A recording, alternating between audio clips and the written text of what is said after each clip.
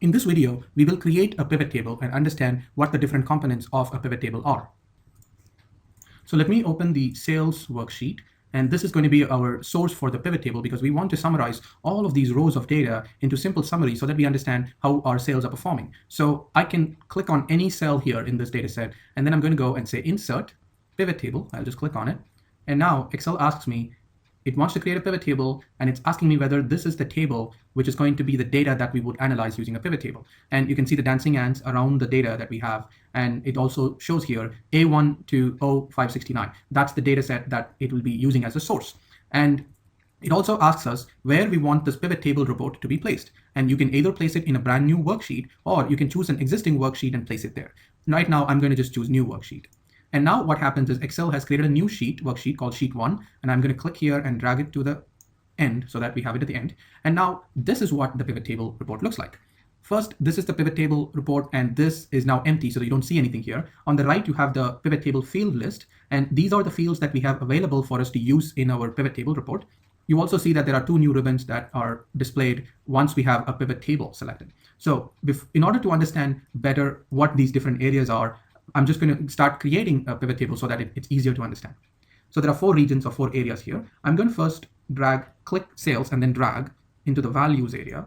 And immediately you see that we have some numbers here, and specifically here we have one number which says the sum of sales. And you see here that it says sum of sales. So when we drag the sales in the values area, Excel automatically is summing it up because it knows that it's numbers. The sales column has numbers, so it's actually added them up. And this number represents the sum of all the values that we have in our sales column. I'm going to go back to our pivot table. So that is what this represents, and the title says sum of sales. Now, if I want to know the sales by each book, I can drag the book name from here in the row labels area, and now we see book name and sales for each of the books, and then there is a grand total. So this is what the row labels will do. They will actually be rows, and Excel automatically finds the unique values in the book name field in our source data here, and then it actually will list them, and then the sales will be calculated for each of the books, and a grand total has been also created.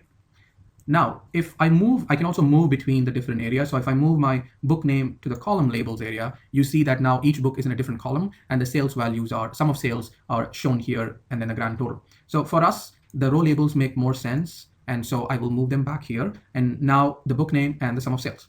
Now, if I want to actually know, for example, the different order locations, so the store versus website, how the sales are distributed for each book, I'm going to drag the order location in the column labels area. And now store and website are 2 separate columns here, and we also have a total.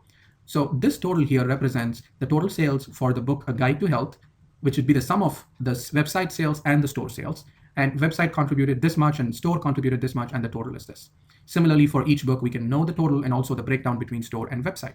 And if you look at it from a column perspective here, you see that the total sales from store is this and total sales from website is this. And then you can see how each book contributed to that. So this is now a matrix where we can have the book name and the order location and all the possible combinations there. Now, if we want to know this information only for ebook book type, and now I will drag the book type into the report filter. And now it'll be added here at the top of our pivot table. And this is the set of filters. And this gives us a drop-down menu where we can select items. And again, Excel has identified unique values in the book type column. And it's now telling us there are 3 unique values. And so we can choose one. If I want ebook, I can choose this. And now the data here in this table will be only for the ebook book type. And I can choose hardcover, and now it'll be only for hardcover. I can also choose ebook and hardcover. And now this table will represent the sum of both book types. I'm going to leave it at ebook. So now we have the filter, which is the report filter, and we have column labels, order location, and we have the row labels, book name, and we are summarizing the sales, the sum of sales information. So now this is a nice, meaningful little pivot table that we have created using the information we have in our source data. And now this is one view of the data, and this helps us answer the questions about what books are selling and how much, and where are they selling in store or website and how much. And we can also filter by each book type very easily. So this pivot table report now is also very interactive. The user can choose, and then they will see the data that reflects their selection. And finally, these arrows here, when you click on them, you can actually now sort by the row labels. If I want to sort A to Z, and now these labels, the book labels, are actually now sorted. And I can change the sort order. I can also filter. If I want to show only certain books, I can just uncheck the other ones, and I will show only certain books. Similarly, the column labels can also be sorted, can also be filtered. If I want to see only the website, I can uncheck the store value here. And now if I say, okay, now I will see only the website, and the total now will only be the sum of website, and the store data is now completely excluded. And if I want to include it back, I will do this, and now we have everything here.